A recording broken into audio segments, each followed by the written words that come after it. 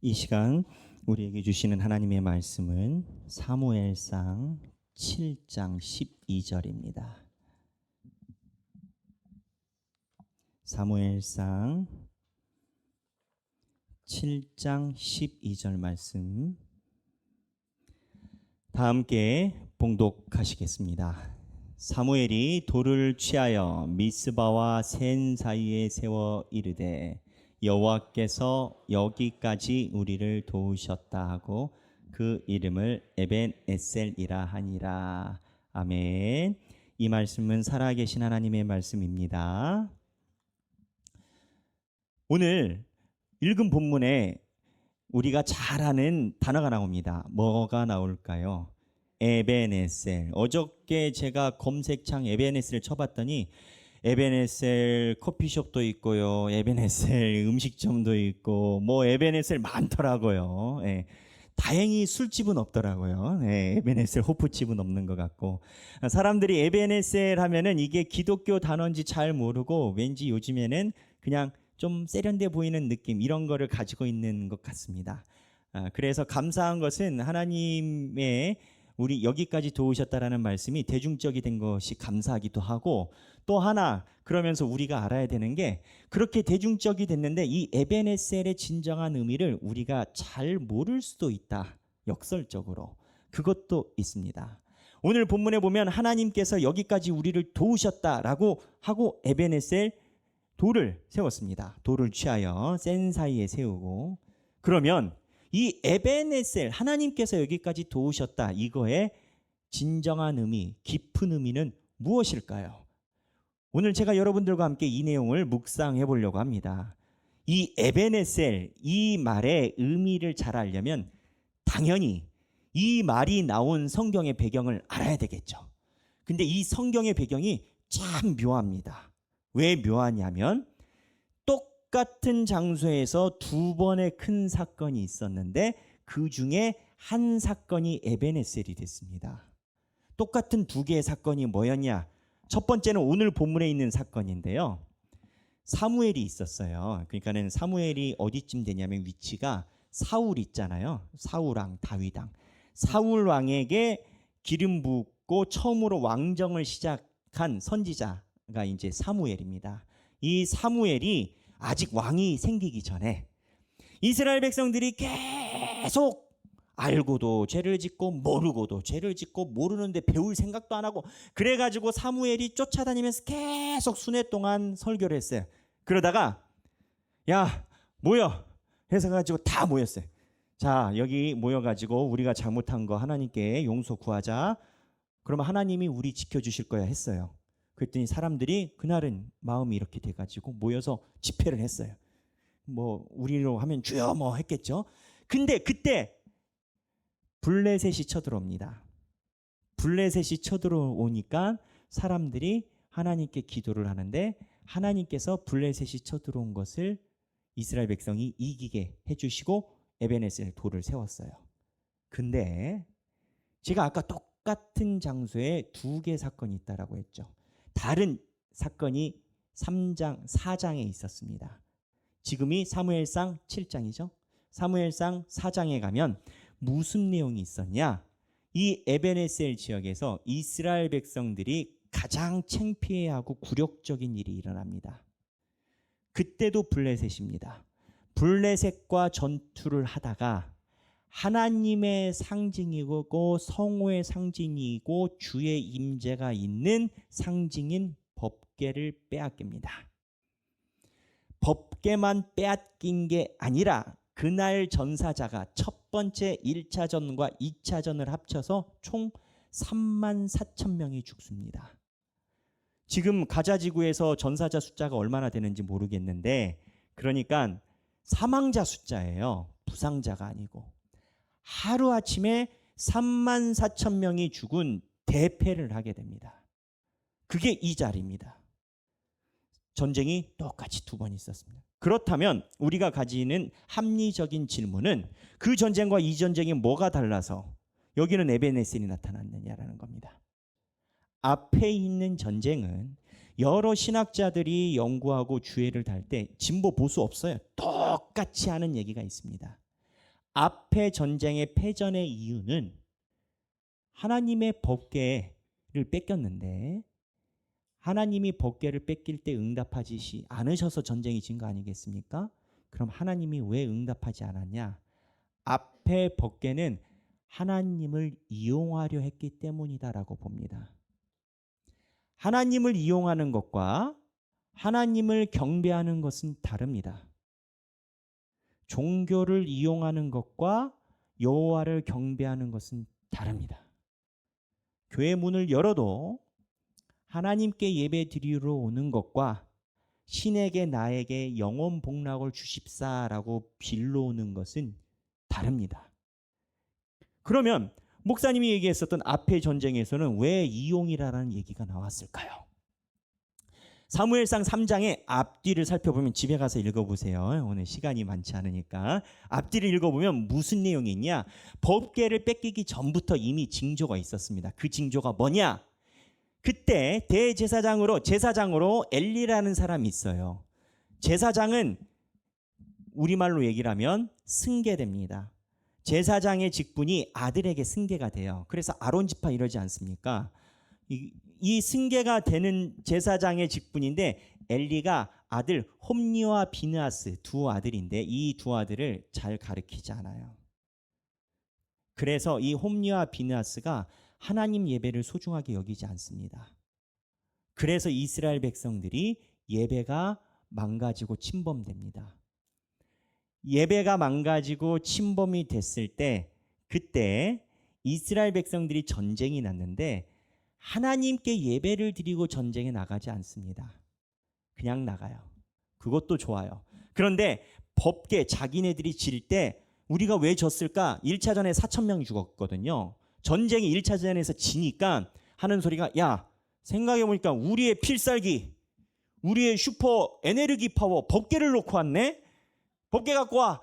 그래가지고 법궤를 가지고 와요. 홈리와 비느하스가. 그럼 왔으면 예배라도 드려야 될 거 아니에요. 예배 안 드려요. 그냥 법궤 가지고 법궤 오니까 이스라엘 백성들이 법궤 오니까는 이긴 줄 알고 와 난리를 쳐요. 사기가 팍 올라가죠. 그랬더니 블레셋 사람들이 그 소리 듣고 겁을 먹어요. 겁을 먹고 아 오늘이 우리가 마지막이구나. 이스라엘의 신이 들어왔단다. 그러니까는 블레셋이 죽기 살기로 붙어버려. 3만 명 죽어버립니다. 이스라엘 백성이. 이 원인이 하나님께 경배하는 입장으로 하나님의 성소를 다룬 게 아니라 하나님의 법궤를 마치 내가 장착한 무기처럼 이용하려고 했었던 뼈아픈 사례인 겁니다. 그러면 엘리가 왜 이 사단이 났을까요? 지금 이스라엘 백성들이 방자하게 행하게 된 게 성소 앞에서 예배 드리는 걸 제대로 못 배운 건 거예요. 엘리가. 근데 하나님이 이 엘리 제사장에게 이 사건이 일어날 때 징조를 주세요. 사무엘상 2장인데 2장 29절인데 제가 읽을게요. 엘리에게 하시는 말씀입니다. 내 아들들을 나보다 더 중히 여겨 내 백성 이스라엘이 드리는 가장 좋은 것으로 너희들을 살찌게 하느니라. 그러니까 엘리 제사장이 자기 아들로 하여금 이스라엘 백성들로 하여금 혼탁한 길로 가게 한 이유가 내 아들들을 나보다 더 중히 여겼다라는 거예요. 중히가 뭐예요? 중요하게 여겼다라는 거예요. 그러니까 여기에 아들이 문제가 아니라 제사장이 하나님의 예배보다 더 중요한 게 나타나면 하나님이 굉장히 진노하시는 겁니다.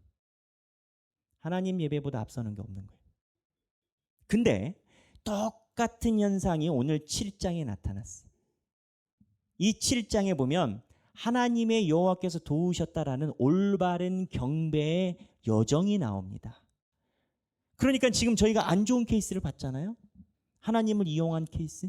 근데 오늘 에베네셀의 핵심 되는 게 오늘 이거를 봐야 될 거 아니에요. 그럼 이 안 좋은 케이스 반면교사의 오늘의 케이스가 뭐냐?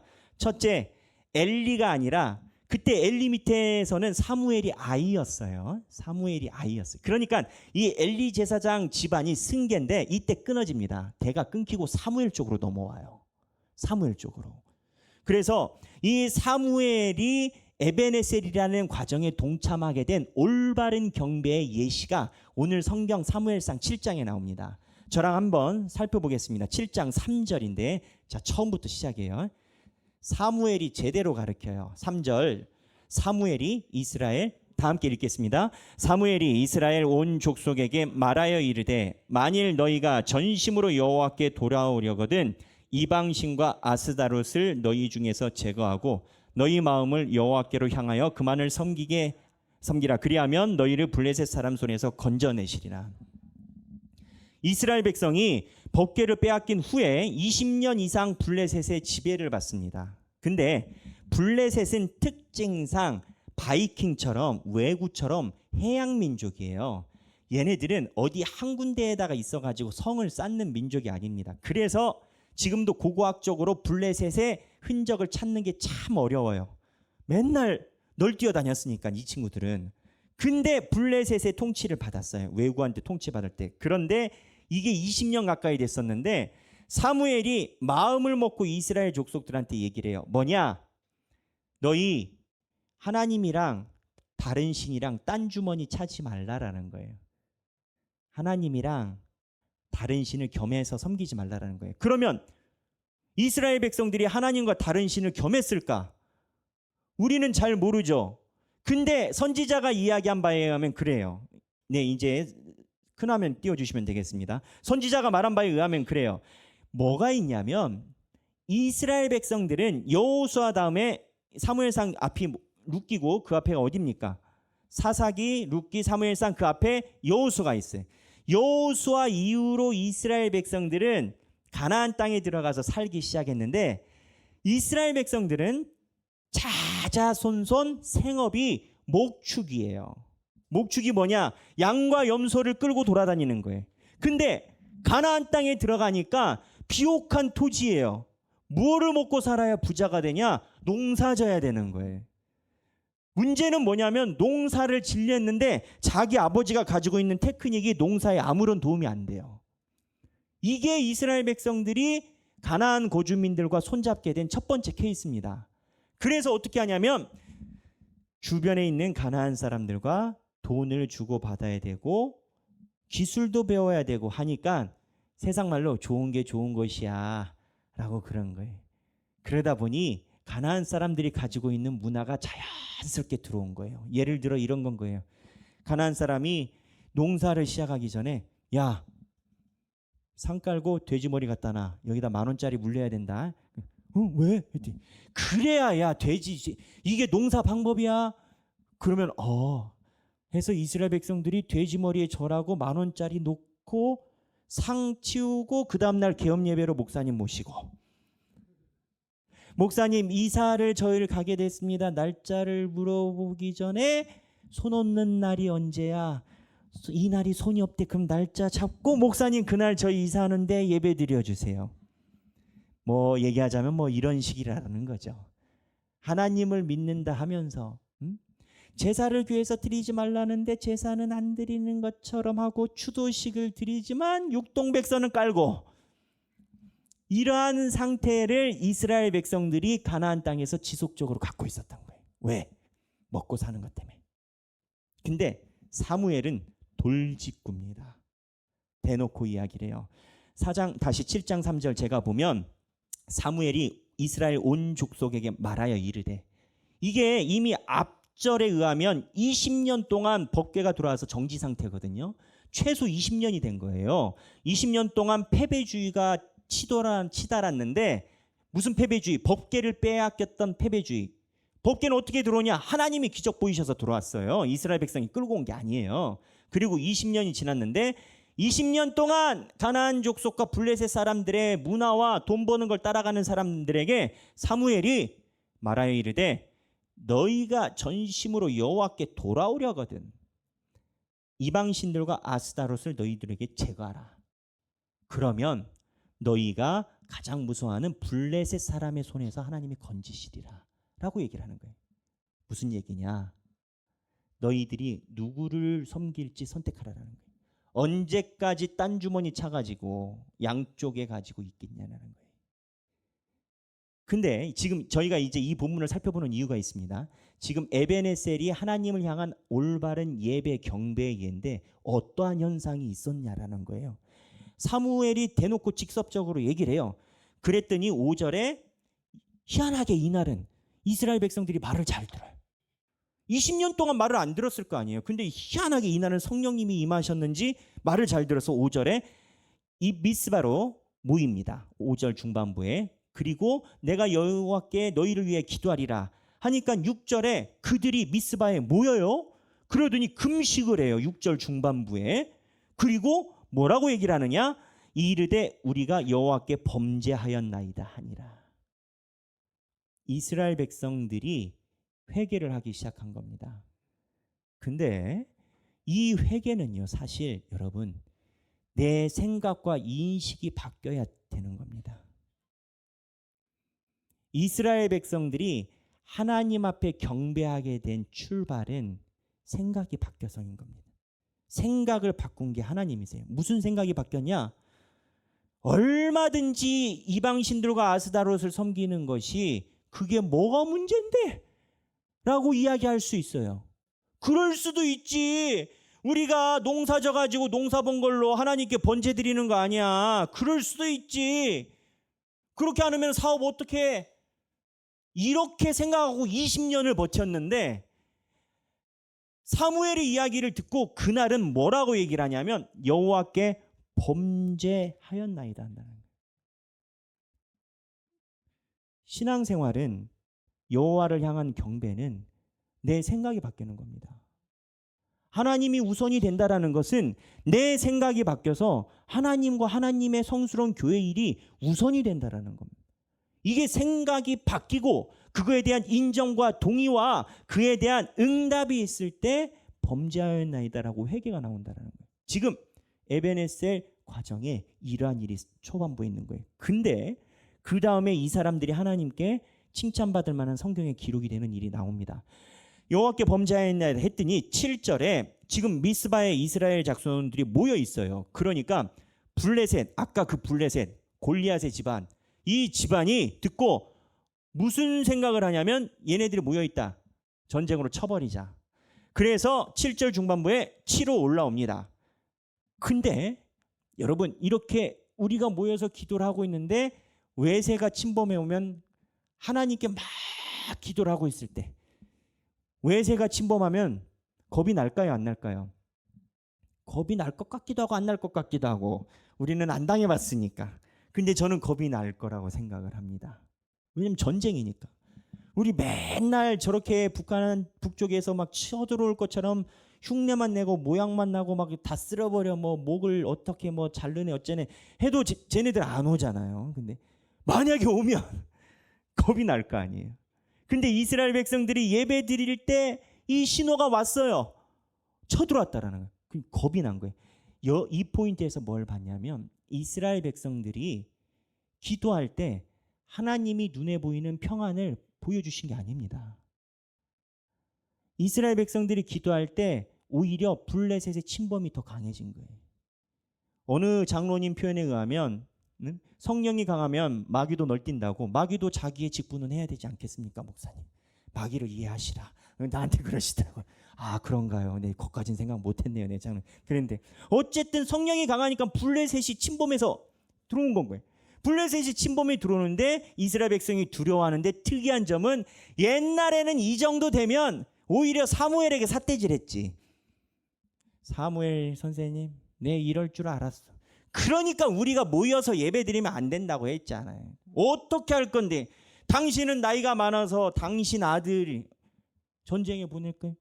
내 새끼들 다 나가서 칼자루 져야 되는데 책임지시오. 이러고 분명히 사무엘에게 이야기를 할 수도 있지 않았을까. 하지만 이스라엘 백성들이 이때 태도가 바뀝니다. 8절에 이스라엘 자손이 사무엘에게 이르되, 다 함께 읽어볼까요? 이거 시작.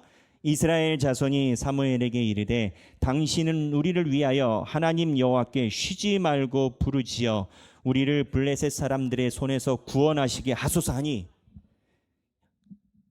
우리 아이가 바뀌었어요.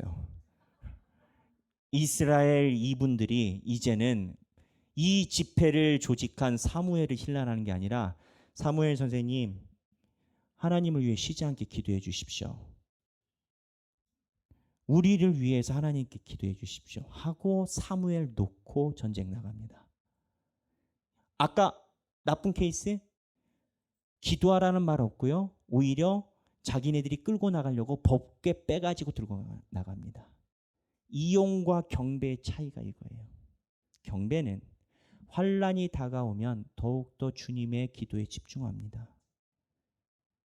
그런데 이용은 환란이 다가오면 주님을 사용하려고 합니다. 말이 뻔질하고 좋죠. 하나님 운운하지만 실상은 그 마음에 하나님이 없어요.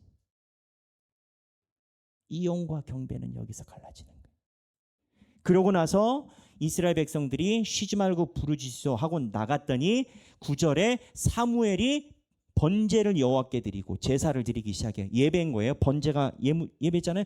예배를 드리고 사무엘이 예배를 10절에 사무엘이 예배를 드릴 때 블레셋 사람들이 이스라엘과 싸우려고 가까이 왔어요. 그랬더니 성경에 여호와께서 블레셋 사람들에게 큰 우레를 발하셨다라는 거예요. 그래서 어지럽히고 패하게 만드셨다라는 거예요. 기도하니까 우레가 나. 이스라엘 백성들은 이 우레가 난 사건으로 하나님이 우리에게 승리를 주셨다라고 에베네셀하고 돌을 딱 세웠다라는 거예요. 그런데 저는 여기서 우레가 뭐죠? 번개 아니겠습니까? 번개. 저는 그냥 일반 보병을 나왔는데 특수부대나 뭐 이런 데 나오신 분들 굉장히 그 용맹성이 뛰어나거든요. 번개 치면 군인들이 겁을 먹나? 옛날 고대 전쟁은요, 현대랑 달라요. 우리는 총 쏘잖아요. 고대 전쟁은 학살입니다. 칼로 죽여요. 그리고 망치 같은 둔기로 때려서 사람을 죽입니다. 멀리 총으로 쏘면은 뭐 이런 표현이 적절한지 모르겠는데 내가 직접 이렇게 근거리에서 보는 것이 없는데 그 다음에 가서 보는 건데 고대 전쟁은 내가 직접 사람을 도륙을 해야 돼요. 이 도륙을 하는 전쟁에서 사람 죽이는데 번개 쳤다라고 승세가 왔다 갔다 할까? 조금 물음표인 거예요, 저는. 무슨 얘기냐? 이스라엘 백성은요, 하나님이 그들의 믿음을 다 받쳐줄 만한 절대적인 기적을 보여주신 게 아닐 수도 있어요. 홍해가 쫙 갈라진다든지 우박이 우두두두 내린다든지 이렇다면은 얘기가 다르겠어요. 뭐 이렇게 모세처럼 아론과 훌이 손들으면 태양이 멈춰버린다든지 그런 기적, 번개. 무엇을 이야기하려고 할까요?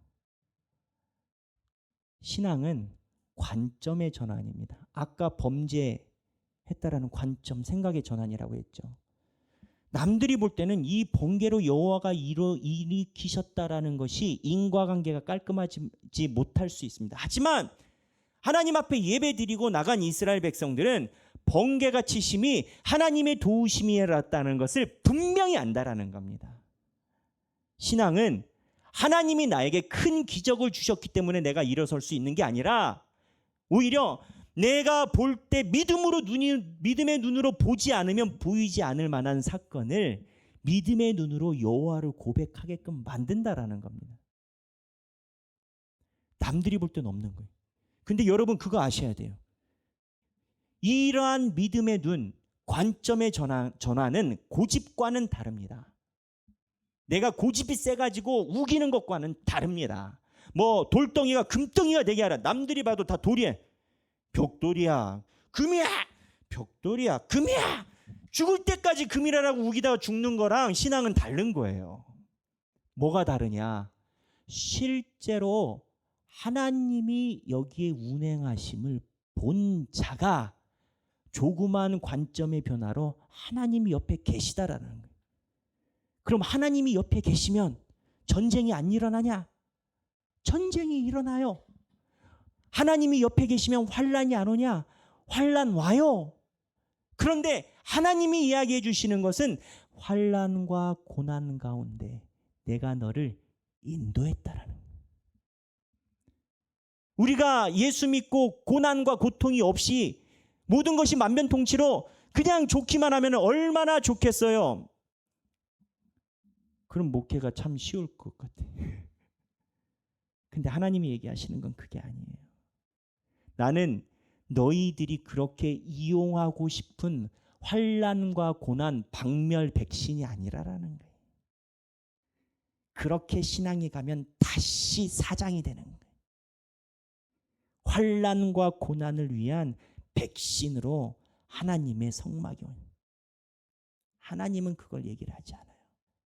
하나님은 환난과 고난 중에도 눈을 들어 잘 봐라. 눈을 들어 잘 봐라. 내가 너와 함께하고 있다. 네가 부채가 있고 집이 쫄딱 망했을 때, 가정이 너무 어렵고 사람들이 너를 다 버린 것 같을 때 눈을 잘 봐라. 네가 나를 안 봤지 나는 너랑 같이 있었다. 이거를 보는 게 믿음이에요. 하나님이 그럼 승리 안 주시냐? 승리 주셨죠. 근데 이 신앙을 가진 자가 에베네셀, 여호와께서 오늘까지 우리를 도우셨다라고 고백할 수 있는 거예요. 여러분, 우리의 인생과 삶이 하나님의 도우심이 있기를 바랍니다. 하지만 우리가 잊지 말아야 될 건 하나님이 우리를 백신처럼 도와주시지는 않습니다. 우리가 가지고 있는 삶의 질고와 고난과 환난 속에서 내가 언제나 아는 말씀인데 지나갔지만 그날에 하나님께서 주신 말씀이 내 심장을 후벼 파고 내 가슴 속에 임했다. 내가 잘 몰랐는데 지나놓고 보니 하나님이 아니셨으면 나에게 해주지 못하셨을 것이다. 이거를 돌덩이가 금이라라고 꼬박꼬박 우기는 게 아니라 실제로 하나님의 인도하심을 보는 그 고백이 되어야 된다라는 겁니다. 예수님 아까 광고 때 요한복음 얘기했습니다. 요한복음의 특징이 뭐냐? 우리가 눈으로 볼 수 있는 유일한 신이 예수님입니다. 우리는 하나님을 눈으로 볼 수 없어요. 근데 우리가 볼 수 있는 신의 형상이 나타나는데 그게 예수인 거예요. 근데 이 신의 형상을 예수를 보지도 못했는데 믿게 만드는 게 성령님인 겁니다. 여러분 성령님 보셨어요? 눈으로? 못 봤어요. 저도 못 봤어요. 우리가 눈에 보이지 않는 신을 같이 믿는다 고백하고 예배 드릴 수 있는 것은 없는 것을 있다라고 바득바득 우기는 고집쟁이들이 여기 모인 게 아니라 실제로 하나님이 살아계시고 우리를 만지시기 때문에 우리가 예수를 믿는 거 아니겠습니까? 오늘 여기까지 우리를 인도하셨다. 그 고백은 바라는 것, 눈에 보이지 않는 것, 믿음은 바라는 것들의 실상이요 눈에 보이지 않는 것들의 증거니 히브리서의 말씀처럼 실제로 살아있는 하나님의 역사인 줄로 믿습니다. 여기 계신 모든 분들이 2023년 12월 마지막 주일 예배를 드리며 우기는 게 아니라 내 인생 하나님께서 여기까지 인도하셨다라고 고백하고 에베네셀의 비석을 세우는 여러분들이 되시길 주님의 이름으로 축원합니다. 같이 드리고 싶은 찬양이 있습니다. 내 인생 여정 끝내어라는 찬양입니다. 이 예전에 많이 불렸던 찬양인데요. 오히려 젊은 세대가 잘 모르시는 찬양이더라고요. 이 가사가 그렇습니다. 내 인생 여정 끝내어 강 건너 언덕 이를 때 하늘문 향해 말하리 예수 인도하셨네. 매일 발걸음마다 예수 인도하셨네. 나의 무거운 죄짐을 모두 벗고 하는 말 예수 인도하셨네.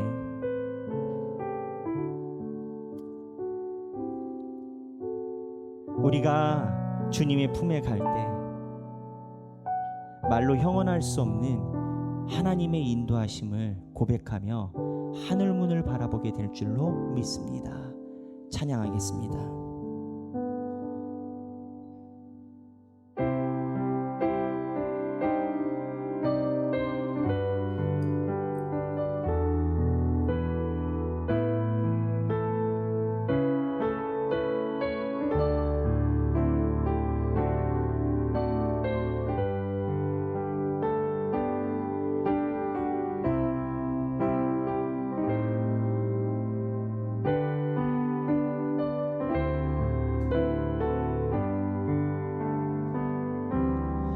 내 인생 여정 끝내요 강 건너 언덕 이를 때 하늘은 향해 말하리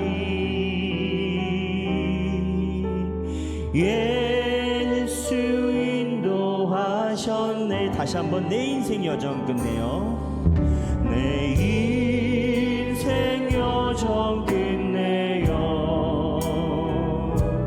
강 건너 언덕 이를 때 하늘은 향해 말하리 예수 인도하셨네 매일 발걸음마다 예수 인도하셨네 나의 무거운 죄 짐을 벗고 머루하는 마 예수 인도하셨네. 내 인생 여정 끝내요 내 인생 여정 끝내요 강 건너 언덕 이를 때 하늘은 향해 말하리 예수 인도하셨네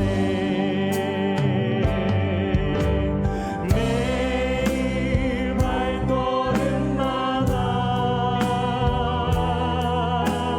예수 인도하셨네 나의 무거운 죄 짐을 모두 벗고 하는 마 예수 인도하셨네 이 가시밭길 인생을 이 가시밭길 인생을 허덕이면서 갈 때에 허덕이면서 갈 때에 시험과 환난 많으나 예수 인도하셨네 매일 발걸음마다 예수 인도하셨네 나의 무거운 죄 짐을 모두 벗고 가는 마 예수 인도하셨네 내 밟는 발걸음마다 내 밟는 발걸음마다 주 예수 보살피시사 주 예수 보살피시사 승리의 개가 부르며 승리의 개가 부르며 주를 찬송하리라 매일매일 발걸음마다 예수 인도하시네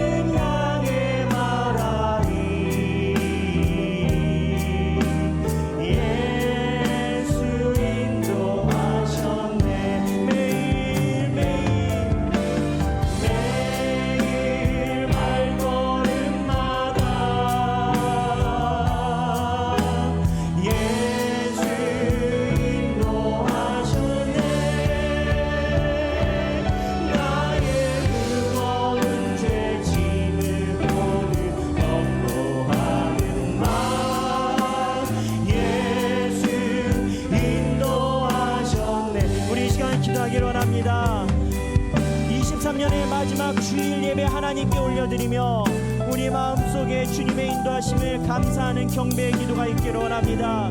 하나님, 그때는 나는 하나님이 없다라고 생각했습니다. 하나님이 내 목소리를 듣지 않는다라고 생각했습니다. 그러나 주님이 나의 삶을 인도하셨고 나로 하여금 이때껏 인도하셨음을 고백합니다. 주여, 나의 삶의 인도자가 되어 주옵소서. 각자 개인에게 주시는 음성을 따라 기도하시겠습니다. 하나님 아버지, 내 생에서 하나님의 계시지 않는다라고 느끼는 그 순간에 하나님의 음성을 듣게 하여 주시옵소서. 주여, 주님의 인도하심과 동행하심으로 나아가는 인도하심이 되게 하여 주시옵소서. 하나님, 내 인생의 여정이 오로지 주님에 의해서 영광받는 그 여정이 되게 하여 주옵소서. 아버지, 주님께서 우리의 삶을 이끄사 아버지의 은혜 중에 우리의 삶이 임침되게 하여 주옵소서. 하나님, 성령님께서 예수의 인도하심이 우리의 가정에 충만하게 하시고 우리의 교회와 우리의 삶의 터에 충만하게 하여 주시옵소서. 주님을 바라오니 아버지, 새해를 맞이하는 이 순간에 예수께서 나를 인도하셨다라고 고백하는 우리의 삶이 되게 하여 주시옵소서. 주님께서 인도하셨으니 아버지, 예수 인도하셨다라는 고백이 되게 하여 주시옵소서. 제가 기도하겠습니다. 하나님 아버지, 그때는 암담해서 하나님이 안 계신 것 같았고 사는 것보다 죽는 게 낫다라고 생각했던 시절도 있고 때로는 눈물을 흘리다가 더 이상 눈물 흘리는 것이 의미가 없다라고 생각했던 시절도 있음을 고백합니다. 아버지, 그러나 그 안에 예수님이 우리를 떠나신 게 아니라 우리와 함께 하셔서 매일 발걸음마다 우리를 인도하셨던 예수님을 우리가 기억합니다. 우리를 여태껏 인도하신 예수님의 인도를 기억하여 우리 삶의 에베네셀에 주님을 향한 비석을 세워 주님 앞에 올려드릴 수 있도록 인도하여 주옵소서. 내년 2024년 또한 주님께서 우리를 버리지 마시고 또한 버리지 않으심을 우리로 하여금 볼 수 있도록 인도하사 주님의 인도를 구하는 우리의 삶이 되게 하여 주옵소서. 예수님의 이름으로 기도합니다. 아멘.